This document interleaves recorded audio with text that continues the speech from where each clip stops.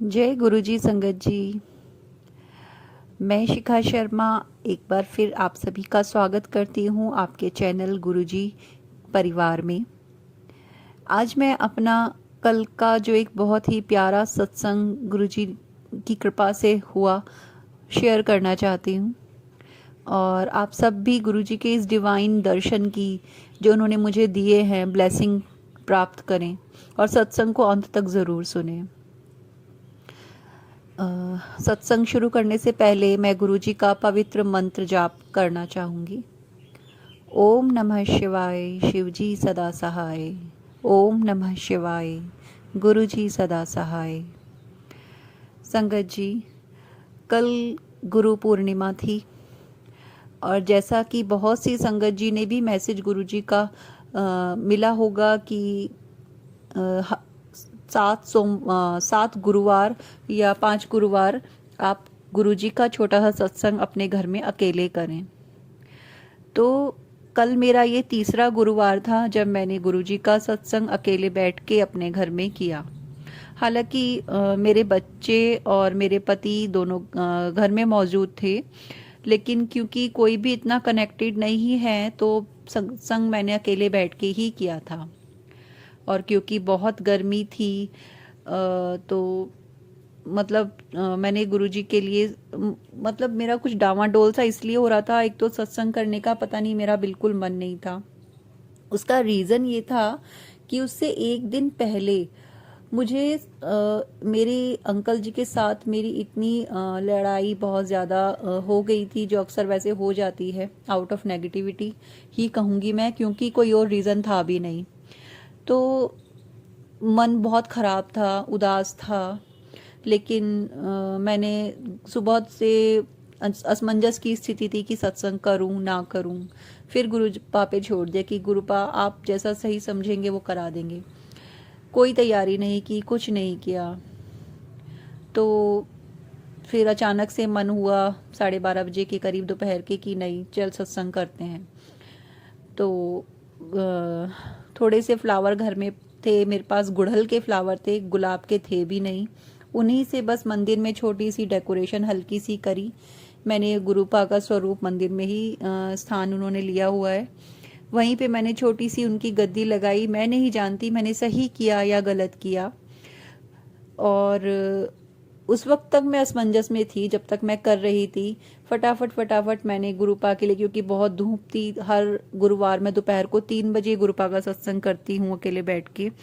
तो कल भी मैंने वैसे ही किया। धूप थी, गर्मी थी, तो इसलिए चाय कॉफ़ी की जगह मैंने गुरुपा के लिए लस्सी बनाई, कढ़ा प्रसाद बनाया, और बस इतना ही किया। गुड़हल के फूल से सजावट, थोड़ी सी डेकोरेशन की, छोटी सी गद्दी मंदिर में ही लगाई गुरुपा के लिए, और 1 घंटे का सत्संग किया।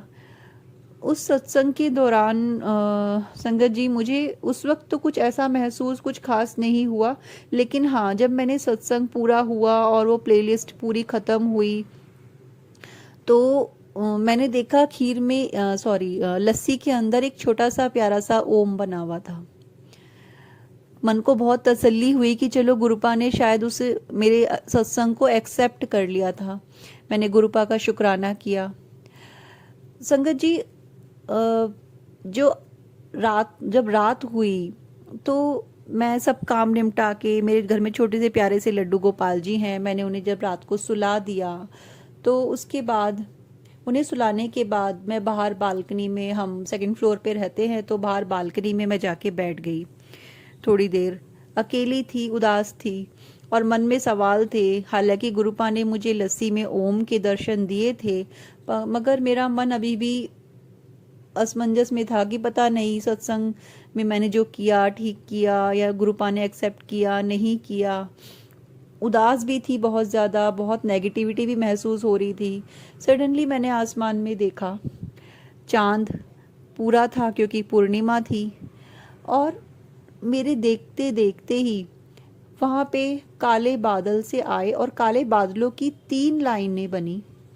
3 लाइनें काले बादलों से बनी वहाँ पे, और वो जो चांद था वो पूरा बीच वाली लाइन में के पीछे की साइड आ गया, और उसकी जो आभा निकल रही थी, चांद की किरणें जो निकल रही थी, वो सामने ना निकल के आधी ऊपर और आधी नीचे, जैसे एक आंख बन जाती है ना, उस शेप में निकल रही थी।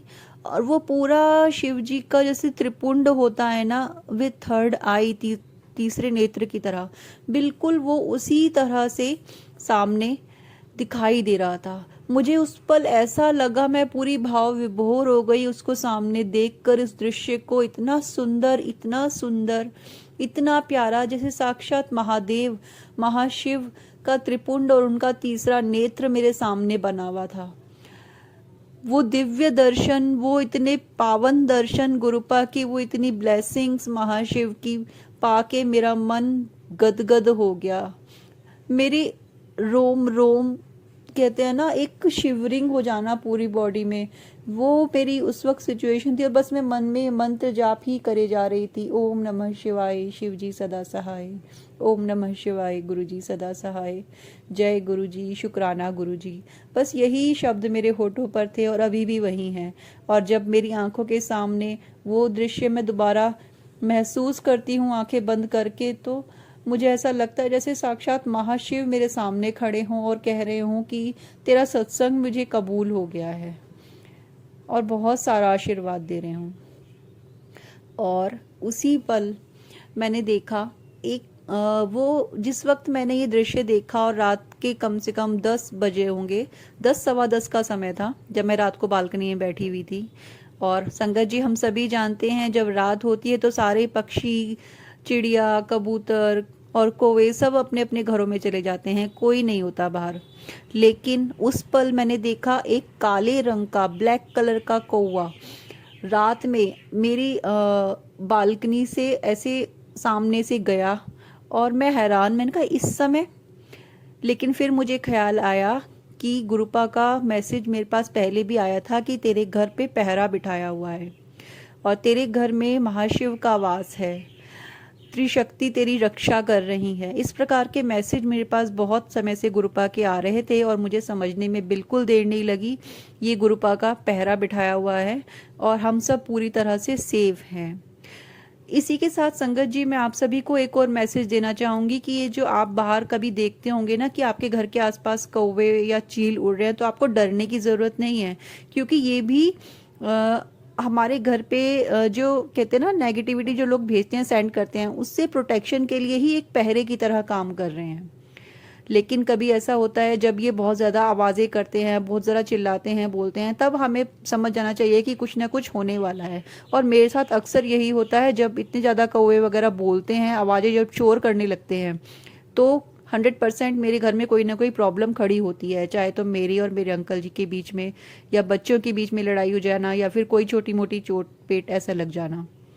तो मेरा ये मैसेज उन लोगों के लिए भी है जो इनको नेगेटिव तरीके से देखते हैं, तो आप इन्हें नेगेटिव मत लीजिए। ये दुनिया की हर क्रिएचर तो सब भगवान महाशिव की ही बनाई हुई हैं, और ये उन्हीं के पहरेदार हैं जो उन्होंने हमारी रक्षा के लिए लगाए हुए हैं।